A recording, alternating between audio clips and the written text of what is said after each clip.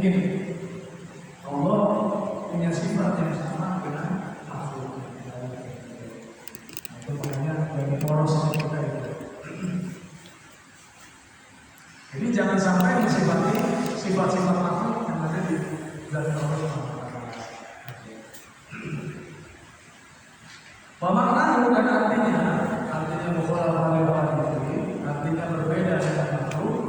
Allah Ta'ala Allah Subhanahu Wa Ta'ala laisa masalah, tidak ada hal yang serupa, tidak ada keadaan Allah yang menyerupai ilham bagi makhluk. Semua keadaan makhluk itu nggak ada yang sama keadaan Allah. Allah Maha melihat, melihatnya Allah beda dengan melihatnya. Allah Maha mendengar, mendengarnya Allah juga sama beda dengan mendengarnya.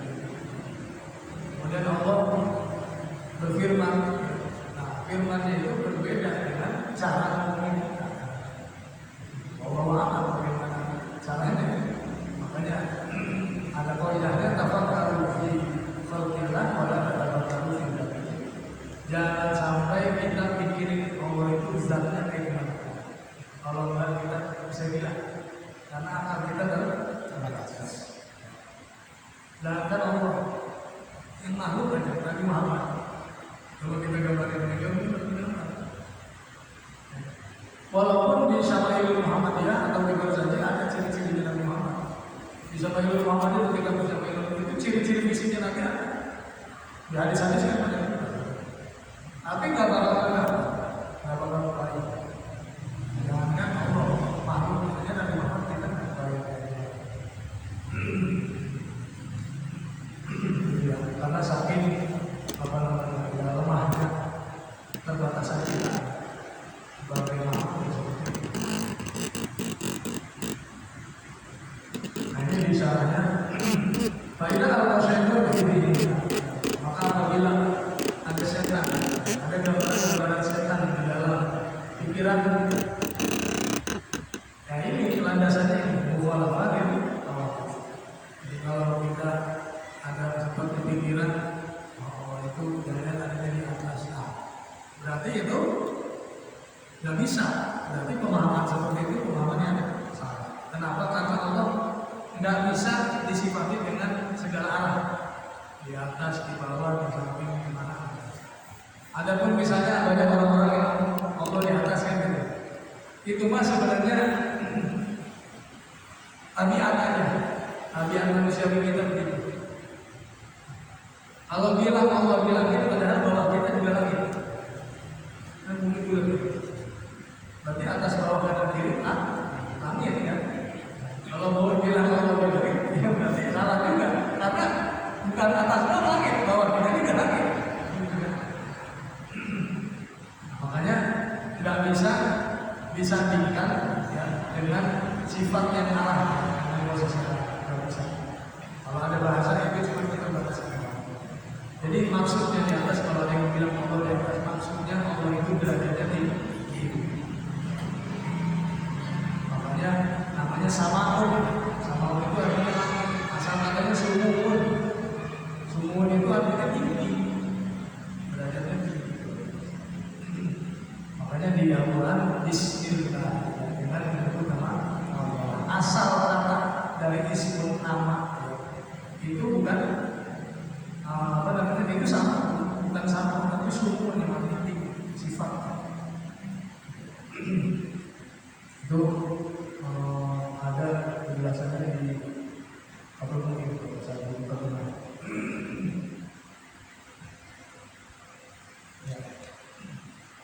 Falaisa lahu yadun. Maka artinya Allah itu tidak punya tangan.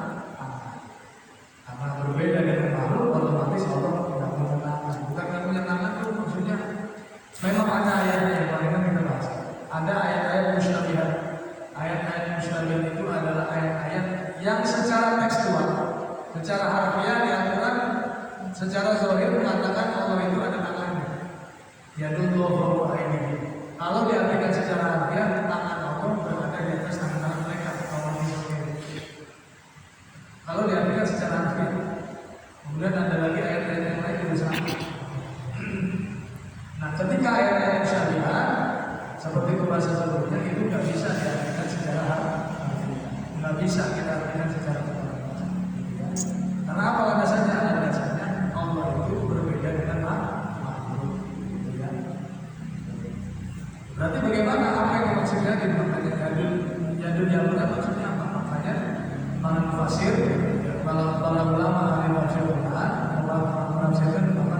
di situ artinya penguasaan.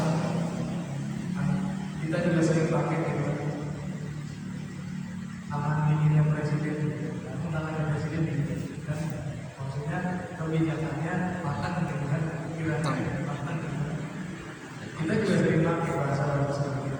Bahasa seperti itu nggak bisa. Walau itu juga nggak bisa disebabkan Allah punya mata seperti kita.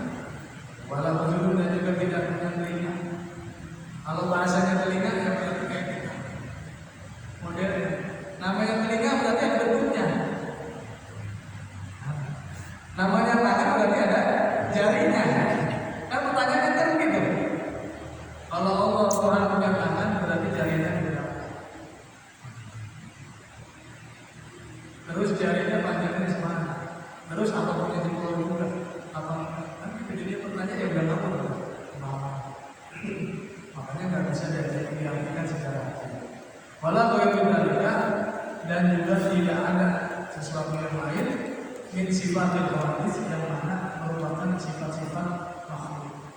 Pokoknya berbeda dari makhluk. Berarti kalau yang ini yang benar berarti ada yang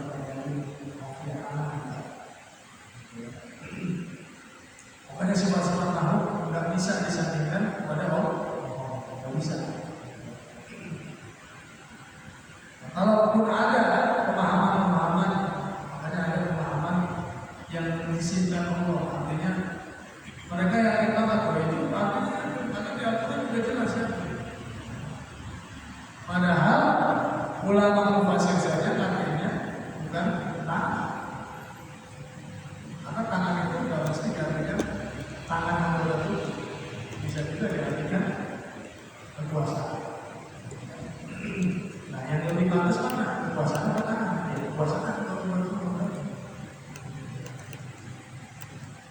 Itu makanya paham mujasimah. Wajib Tuhan dan lawan daripada sifat mukhalafah apa al-mumatsalah itu adalah sama atau serupa dengan makhluk. Dalil ala dalika dan dalil atau bukti yang menunjukkan bahwa Allah itu berbeda dengan makhluk apa dalilnya. Anahu bahwasanya Allah melakukan mumatsalah atau mumatsalah.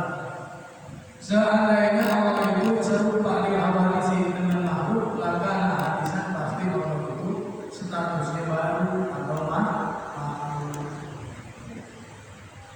Kita manusia dulu bentuknya nggak mungkin menggunakan makhluk. Ya kan? Pasti ada bentuk awalnya dulu dari sekumpal lagi, kemudian dari sekumpal darah, dari sekumpal lagi baru. Nah kalau Allah sama statusnya seperti makhluk berarti ada asalnya. Nah kalau ada asalnya otomatis berarti termasuk makhluk atau sesuatu yang baru. Nah ini nggak bisa diterima. Jadi semua sifat-sifat Allah, ya sifat-sifat bagi Allah itu harus diterima. Ya, kalau Allah punya, kalau Allah saja punya serupa dengan makhluk nggak bisa diterima. Akal kita pasti mau. Misal Allah punya kaki, terus kakinya matanya sama kaki. Nah ini nggak diterima akal. Masa Tuhan itu nggak diterima. Akal sehat nggak diterima. Gitu ya. Jadi semua sifat-sifat Allah, sifat-sifat wajibnya harus diterima atas ini.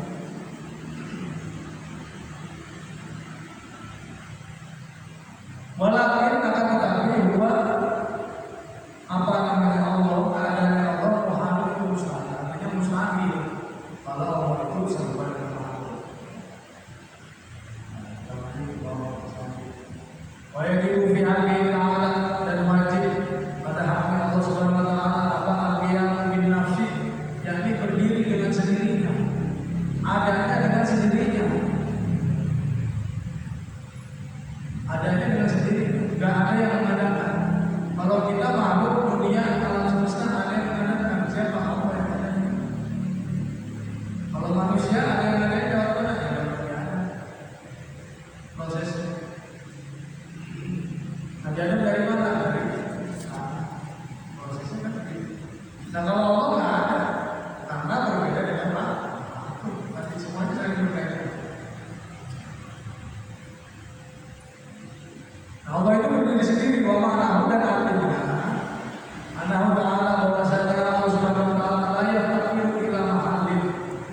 tidak membutuhkan bila mahalin untuk kepada tempat.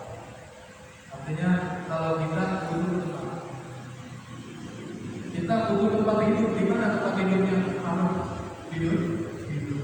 Kalau Allah nggak butuh sama alam semesta, sama dunia Allah nggak butuh. Nggak ada dunia atau ada dunia sama aja, tetap statusnya sebagai Tuhan. Nah kalau nggak ada dunia, nggak ada kita. Ya? Kalau alam semesta nggak ada, berarti nggak ada makhluk. Kita mau hidup kan gitu. Akhirnya kalau kita tergantung kebutuhannya dengan Allah. Nah kalau Allah nggak butuh, karena menjadi status sebagai Tuhan.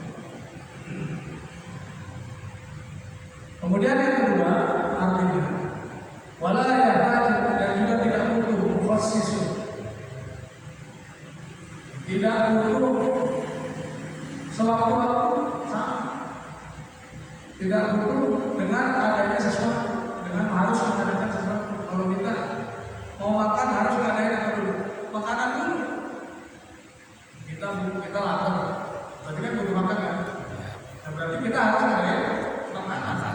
Tadinya makanan itu nggak ada yang kita. Karena kita butuh. Nah kalau Allah, alam semesta adanya baru diciptakan sama Allah. Tapi sebenarnya Allah nggak butuh adanya alam semesta. Jadi ada sama adanya sesuatu itu Allah nggak ada. Karena itu. Karena tadi sifatnya yang mudah berdiri sendiri. Kita kedua orang tua, nggak mungkin kita begitu berojol keluar langsung hidup mandiri. Ada. Semua makhluk hidup pasti butuh ketergantungan dengan sesuatu. Semua makhluk hidup.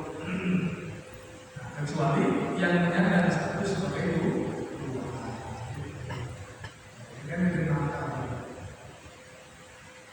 Kemudian waktu itu dari lawan daripada sifat yang menafsiri apa al-ihtiyaju ilal mahabib, yakni butuh terhadap tempat wal posisi dan juga sesuatu yang diadakan.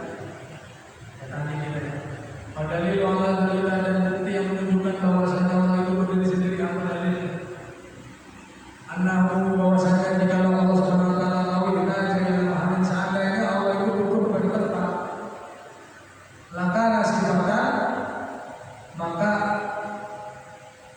lakana sifatan wa kaunahu sifatan muhalil, berarti sifat dan keadaan Allah itu keadaan yang tidak bisa diterima atau yang mustahil. Masa Allah butuh kepada sesuatu kan nggak bisa diterima, nggak bisa diterima. Walau yang ada di dalam posisi dan seandainya Allah butuh terhadap sesuatu yang diadakan, lakana hadisan, maka termasuk makhluk, maka termasuk sesuatu yang termasuk makhluk yang diciptakan. Kalau itu hadisan makhluk, dan sedangkan keadaan Allah kalau misalnya menjadi makhluk itu mustahil, karena Allah menjadi status sebagai Tuhan diciptakan, jadi nggak masuk akal, nggak logis. Wajib bi'amri ta'ala, dan wajib pada Allah Subhanahu wa ta'ala al-wahdaniyah, yakni pengesaan atau tunggal bidzati wa sifatih, baik secara zatnya wa sifatih ataupun sifatnya wa fil af'ali, dan juga perbuatan-perbuatan. Maksudnya itu tidak ada yang bisa nyamain zatnya Allah, tidak ada yang bisa nyamain sifat-sifat yang dimiliki Allah, tidak ada juga yang bisa nyamain segala perbuatan yang dilakukan oleh Allah. Tidak ada. Manusia bisa nyiptain makhluk hidup, sampai kiamat juga tidak ada bisa nyiptain makhluk hidup. Ada? Memang pernah ada profesor, ada orang-orang ilmuwan yang berhasil nyiptain Allah, tapi bisa hidup kan? Nggak bisa hidup. Ya benar, mungkin sel-selnya benar. Menurut apa namanya, menurut penelitian dia ciptakan berhayat jadi itu. Tapi kalau belum tentu bisa hidup dari kehidupannya. Atau ada juga program bayi tabung, ya. Hamil tapi hamilnya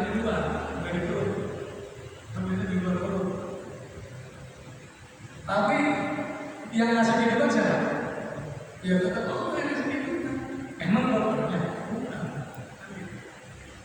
Sampai kiamat juga nggak ada yang bisa nyamain perbuatan-perbuatan yang dilakukan, menciptakan, terus mematikan. Meskipun ada cerita-cerita orang bilang salah satu contohnya kita kenal itu Syekh Abdul Qadir. Syekh Abdul Qadir Jalan itu pernah ada cerita. Jadi di mana pun kita Syekh Abdul Qadir itu, Syekh Abdul Qadir Jalan itu bisa menghidupkan orang yang sudah meninggal. Sama seperti Nabi Isa. Jadi waktu itu kaum Nasrani sama tahunnya Nabi Muhammad yang Nabi Muhammad berdebat. Ibaratnya keren-kerenan. Kalau Nabi Isa mujizatnya jelaskan yang bisa menghidupkan orang ini meninggal. Nabi Isa. Kata Muhammad. Dan kalau Nabi Isa mau ingin hiduplah. Terus saya pribadi dia tahu. Kata saya pribadi, gimana kita saya pribadi. Kata saya pribadi, nggak usah Nabi Muhammad jauh-jauh saya aja. Gitu umatnya gitu. Nggak usah jauh-jauh berarti gitu. Saya aja umatnya. Kata saya pribadi. Akhirnya sama saya pribadi dengan izin Allah juga bisa hidupin. Suruh cari kuburan yang meninggal itu ratusan tahun. Hidup lagi di mana kita siapa? Itu ada. Cuma hal-hal seperti ini sifatnya karma. Makanya kata kalau orang yang siapa mungkin tidak bisa dimaafkannya, karena pasti langsung nolak. Mungkin yang begini. Padahal segala sesuatu semuanya mungkin.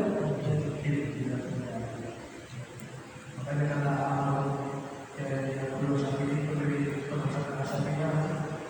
itu haram buat orang awam mempelajari tauhid kalau belum belajar tauhid gitu. Jadi ada garis bawah. Kalau belum belajar tauhid itu menakibat doang, kalau tidak ngaji udah sesat pasti. Itu luar biasanya Nabi Muhammad dengan Nabi Muhammad. Dia kata Nabi Muhammad begini.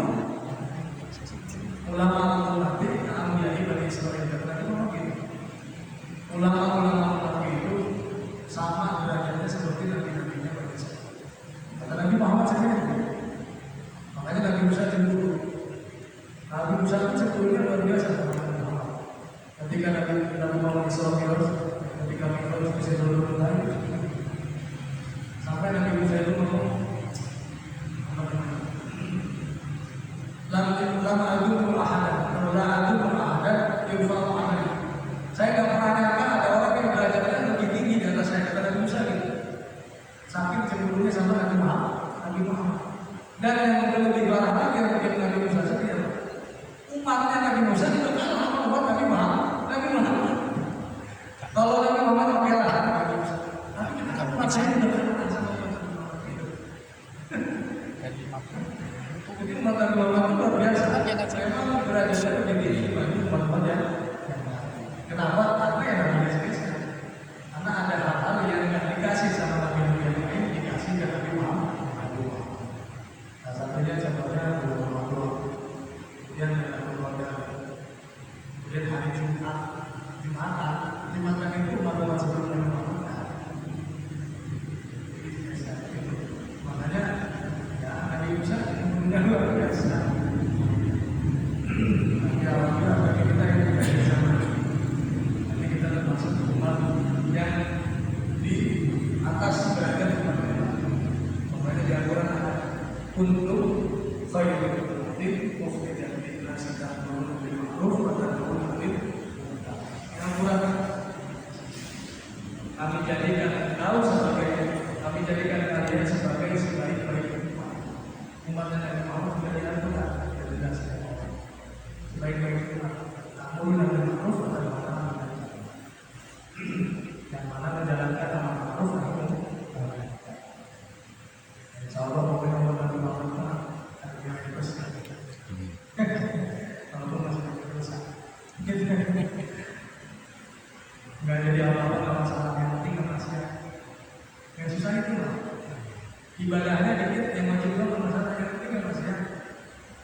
Kan yang susah nggak masih ada. Susahan ngelakuin Senin Kemis apa susahnya nggak masih? Susah ninggal maksiat. Maksiat susah Pak Ustad. Senin Kemis lah. Ya insya Allah bisa lah. Rutin padahal ada sendiri nggak Senin Kemis rutin. Tapi ninggalin maksiat coba sehari ya. Susah. Pernah nggak maksiat sehari? Enggak. Setiap hari lewat kau, udah ngeliatin yang itu ya udah. Susah. Bos. Mau yang kayak gimana pun belajarnya, mau alim, ulama, atau ustaz, atau kiai segala macam. Yang paling susah apa ya? Itu tinggalin masih tinggal masih itu susah. Warung aja kan kelihatan. Susah. Ibadahnya betul, tahunya melihat orang, tahunya dari orang. Kayak gitu. Gimana awalnya kan hancur kan? Makanya susah kalau ya, belajar makanya banyak belajar tasawuf bagi juga belajar di kata Imam Malik kan man tasawwafa ila tafaqquhin man tafaqqa ila tasawufin tafassa. Orang yang cuma belajar fikih tapi nggak belajar tasawuf pasti jadi orang fasik. Akhirnya ngakalin hukum, akhirnya pakai ayat-ayat yang tertentu doang yang pengen dipakai. Nah, itu kalau orang belajar fikih nggak belajar tasawuf. Nah kalian hukum gimana misalnya? Misalnya Bapak punya usaha. Ketika udah sampai setahun, sebenarnya usahanya udah bisa. Ketika udah sampai setahun, kan itu udah disebut. Udah awal di setahun. Sebelum setahun besoknya besok kena catat nih kalau misalnya harganya tetap segini, dikurangi namanya supaya nggak kena Zakat. Nah itu namanya fasik. Jadi masalahnya hukum. Pajak. Karena nggak belajar tasawuf. Iya. Tapi kalau orang yang belajar tasawuf doang nggak belajar fikih, lebih parah. Rasanya kata Imam Malik sama aja kayak tapi di sini artinya amal-amalnya yang nggak dipilih gimana caranya? Naik haji, saya naik haji, tapi duitnya hasil korupsi, ya begitu. Ya lebih parah. Banyak ya harus seimbang.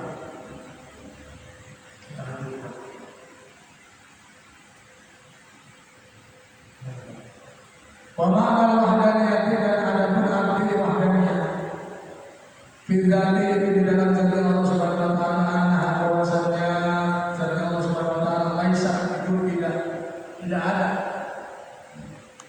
Tidak ada di dalam zat Allah Subhanahu wa taala murakkabatan itu tersusun min ajza'in daripada bagian-bagian muta'addidatin yang berbeda.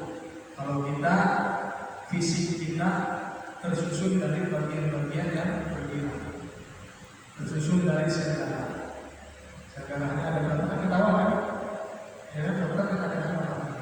Kemudian jaring yang keluar darah kita ada berapa? Oke. Nah kalau Allah nggak bisa sifat itu, ya. Artinya zat Allah itu punya dua sifat. Fa'asara atau lebih min jinsin wahid daripada jenis yang satu. Misalnya aku berkata ini seperti sifat dua kubro wakil ini atau taksara atau ini. Jadi misalnya kalau kita kan ada sekadang ada namanya, kalau kita ada jeleknya ada bagusnya. Tapi kalau Allah nggak ada. Jadi sifat yang wajib ya wajib itu yang mustahil tidak mungkin ada di Allah. Sifat absolut. Kemudian wahada dan seperti ini penjelasannya. Walaisa digori sifatun dan bukanlah digori dari selain Allah sifatun itu sifat tusyadihu sifat Allah. Tusyadihu atau menyerupai sifat tahu sifatnya Allah Subhanahu wa taala. Jadi nggak ada selain Allah yang mana sifatnya mirip atau sangat serupa dengan sifatnya Allah Subhanahu wa taala. Ya emang namanya Allah Tuhan yang satu, makanya lafaz yang paling ma'rifat apa ya lafaz Allah. Di dalam bahasa Arab kan kita belajar huruf takrif atau bulan itu. Ada kan lambang alif lam takrif kan.